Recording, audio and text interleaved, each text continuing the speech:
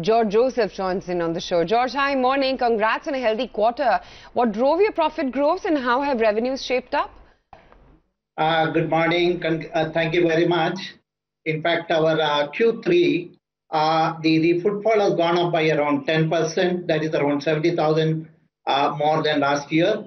Our the total revenue went up by around 20% to 78 crores. The EBITDA grew by 57%, PBT by 113% and PAT 120%. The most significant performance highlight of the current quarter is our operating expenses grew only by 3%, whereas the total revenue went up by 20%.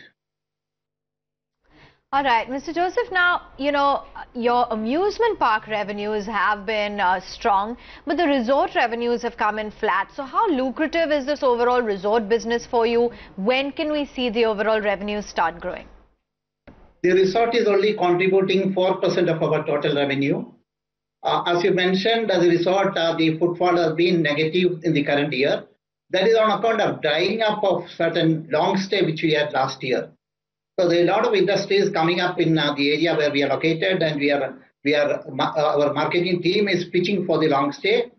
In addition, we have taken certain initiative in the current year which we are going to put in place, with which I think resort revenue will go up. For example, we are going to increase the activities at the resort, like a cricket court, football court, a volleyball court, a basketball court, and we are also purchasing another 2 acres of land, which is the deal is almost through. So with that, we will be able to convert the resort into a marriage destination. So with that, the revenues will go up.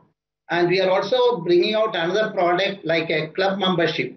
In the current quarter, it will come, wherein we are selling upfront the resort stay and the amusement park enjoyment for a period of 3 years and 6 years at a price ranging from 30,000 plus to 60 to 70,000. So that will add up. We hope to sell around 3,000 such club membership in the current quarter. That's interesting. Now, you've also adopted a lot of measures to revive the Kochi park, which suffered. But, that's reaching out to various districts. You've offered discounts, rationalizing your F&B, etc. When do you think that we can see the Kochi footfalls normalize? In fact, if you see the Q3, I should take you the background of Kochi. Kochi has been devastated. The Kerala has been devastated on account of the rains and the floods and all that. But I'm happy to say that the Q3 has been excellent for Kochi. Even though in October there is a degrowth of about 47% in Kochi, in November and December we have done extremely well. In November there is a footfall growth of 12%, and in December there is a footfall growth of 33%. And overall in the quarter 3, Kochi has degrown only by 1%. So there is a strong revival in Kochi, and we are hopeful that the trend will continue in the coming quarter also. You've maintained your FY19 guidance for growth in footfalls in both Bangalore as well as Hyderabad parks, and targets to achieve about almost 8 to 9% growth and 13 to 15% growth rate respectively. Are you on track to achieve all these numbers? Hopefully. Bangalore is doing extremely well. Bangalore has shown a footfall growth of 23% and a revenue growth of 30%. Hyderabad, of course, the footfall growth has been only 12%.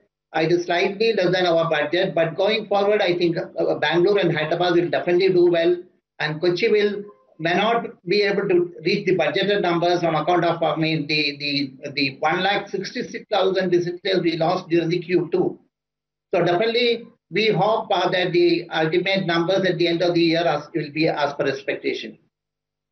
And what's the update with the construction of the park in Chennai? You're still awaiting some clarity on the local body taxes. How much have you invested on acquiring the land in Chennai, and when can we see these approvals? We have the land is acquired, the PDG is going on, the compound wall is completed, and we have already invested about 100 crores in the land in Chennai. We are right now waiting for number one, the LBT notification exempting the amusement park from the local body tax of 10%. Number two, the approval of our plans, etc., by the single window. I think that should not take time. But the key issue is removal of LBT, which we are waiting for.